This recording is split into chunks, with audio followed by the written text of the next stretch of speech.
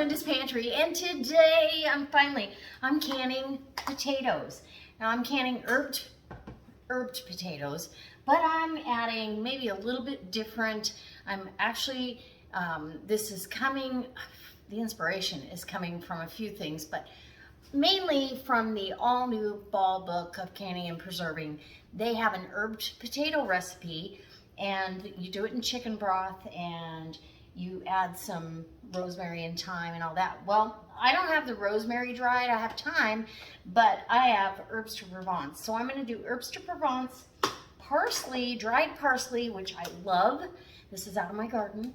And Thrive's freeze-dried garlic. Now I've made my chicken broth from bouillon kind of strong. So that is gonna be the broth. I've got these. Okay, so I rinsed them last night before I went to bed, and there really wasn't a lot of starch. The water stays pretty clear. These are not a really starchy potato, which is good. I rinsed them and let them sit overnight. I rinsed them again this morning. They've been sitting all day. I drained that cold water off, and I ran hot water over them. So these now are warm to the touch because I'm going to be putting boiling broth over them. I've got my Tatler lids. I'm using all Tatler. I was going to do some buttoned up, but I'm not giving potatoes away.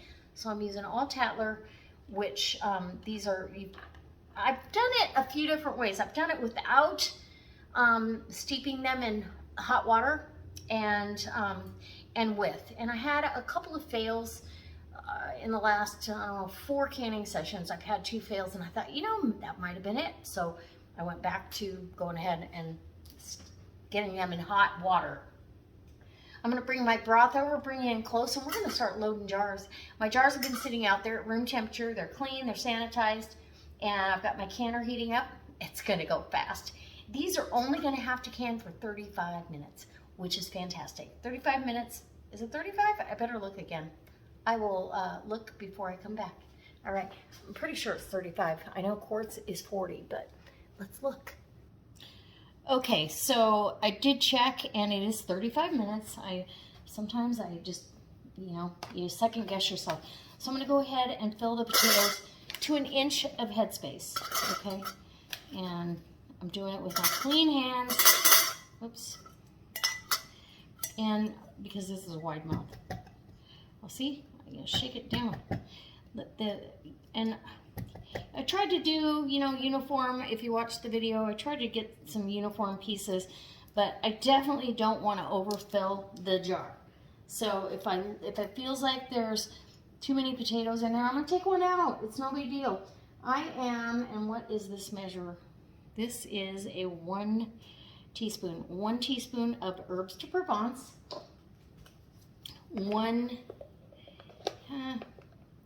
Because I love parsley and potatoes. A half a teaspoon of parsley, and we're gonna do a teaspoon of Thrive's freeze-dried garlic. Oh my gosh. Okay, so when we were canning tuna, my friend put this in his tuna, and let me just tell you, I got to taste it. It was fantastic. So I'm not putting any salt in here because I made my broth strong. It's salty, and I definitely want, I want it to be, okay, I'm gonna get some water here. We don't have any fat, so I don't need vinegar to wipe the rim, but we're gonna go ahead, stir my broth a little bit. And this is just Knorr's chicken bouillon. You can use home canned, you could use beef bouillon, and I'm going to do that. If I like the way the potatoes come out, I'm probably going to do it on the next canning session of potatoes. I've got a really good recipe that I want to try because I can use those with a jar of beef, a jar of potatoes, and I could can up little half pints or something of carrots, or just use Thrive carrots. I'm not a fan of canned carrots. I mean, they're okay, but I don't know how much I would go through. I'd rather just add Thrive. So I've got a 1 inch headspace now. Debubble, debubble, debubble. You can't debubble too much. You really can't. Okay. And we'll get that to the next jar. Look at that, beautiful. Okay, wipe the rim, and your 1-inch headspace is right here, and that's classic for all pressure canning, pretty much. So I'm going to grab with my tongs. Now, these lids, some of them are used, some of them are new, but this one has been canned. This gasket has been used twice because I put a Sharpie marker on it before I can, and I'm going to go ahead and get this ready to go in the canner. Grab a ring, tighten, and back off just a bit, about 1/4 of an inch, because this has to, you have to let this jar, you have to let this vent. Whatever needs to happen. It's going to boil and push air out. You got to let it vent. So in the canner it goes, or in the hot tub. Anyway, it always cracks me up when I hear that. We're going to put let's put this guy in the pool. And we'll wait for the rest of the jars. Look how pretty that is. It's going to be so good. And we're going to be doing a canned potato recipe challenge. So stay tuned for that. Let's get this in and we'll get to the next jar.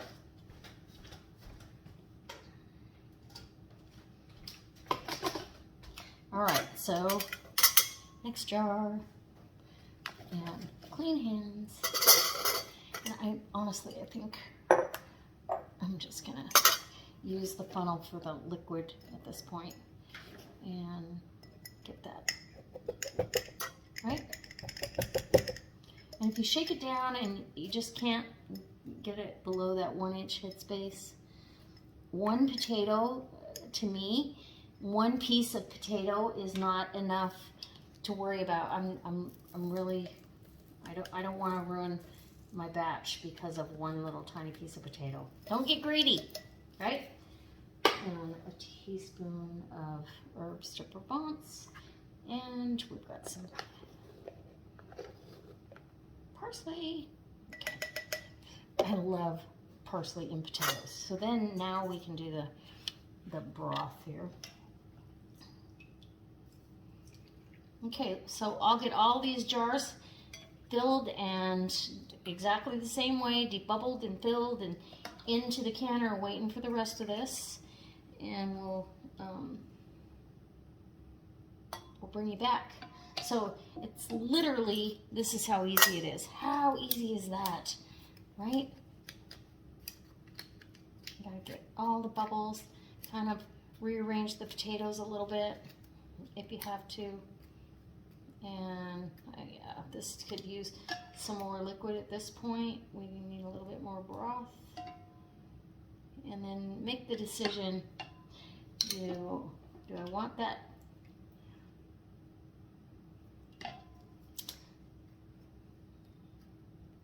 Oh yeah, that works. The potato was just kind of turned. I watched several videos because I always watch videos on YouTube for inspiration, and I watched several canning potato videos, and there were some that, man, they had those jars full right up to the top of, like, I don't know how the lid sat down because they were poking up so high, but you don't want to do that. You'll buckle your jar. Okay, so tight and back off a little bit, and there you go.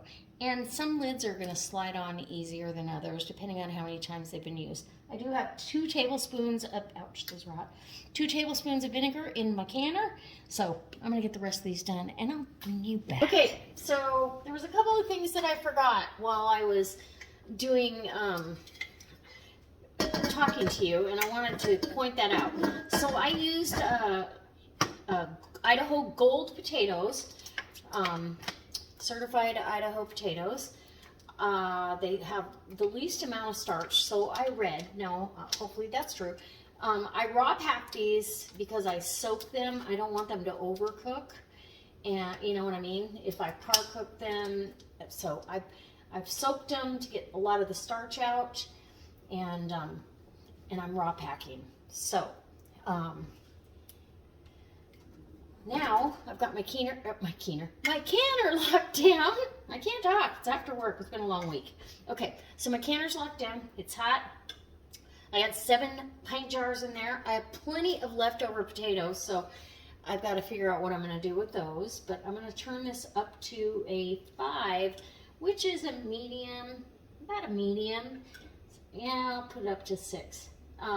Medium to medium high. It's not quite medium high, but let it come up slowly, and as soon as this petcock starts spewing steam, and as Jenny says, steaming like a freight train, I'm going to time that for 10 minutes, and then after that 10 minutes is over, I'm going to put a 10-pound weight, and that's per my altitude. That's what it requires. 11 pounds on the dial gauge. So if you don't have a weighted thing, you have to watch that dial gauge, because the weights won't rock until 15 if they're just that regulator. So I recommend you have the weight and the gauge. It just keeps things so much smoother. And this little canner is a rock star. Let me just tell you, I have a link in my Amazon store. This is my baby canner, and I use it more than I do my big one, just because I can get a fair amount of food put back, but not so much that I can't get through it in a year or two. So 7 pints of potatoes, we're going to do 7 recipes for you. So I'm pretty sure that we're going to get through this. All right, we'll be back when I'm taking it out of the canner. So once it vents for 10 minutes, and I put the weight on, and it starts, and it gets up to 11 pounds, it starts jiggling, I will then time it for 35 minutes, and then after that timer goes off, I'll turn it off, I'll let it come down slowly off of pressure, I will open it and let it rest for 10 or 15. I'm not worried about those Tatler lids, and then I will take the lid, or take the jars out and tighten the lids down, and we'll be good to go. All right, we'll be back. Okay, so my jars are done. My canner is empty, actually. Okay, so my canner, we're gonna pull it over there. All right, so I've moved my canner over here so I can get to it a little bit easier. I have taken, I loosened the top once it came down off of pressure after 35 minutes. And then I went ahead and I opened the lid and let it set for about 10 minutes. And I don't worry about that even with the Tatlers. I don't want, even, they're still boiling in the jar, but I'm going to grab that and I'm going to crank that lid down. The lids already look sucked down. You know, they look concave. Nothing is bulging the other way. So we're going to grab, well, if I can, I'm going to grab another jar. What do we got going on here? Try to grab another jar. Hold on.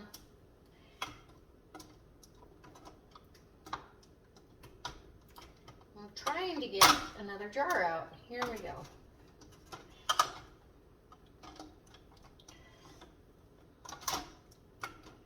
Well, see, this is the problem with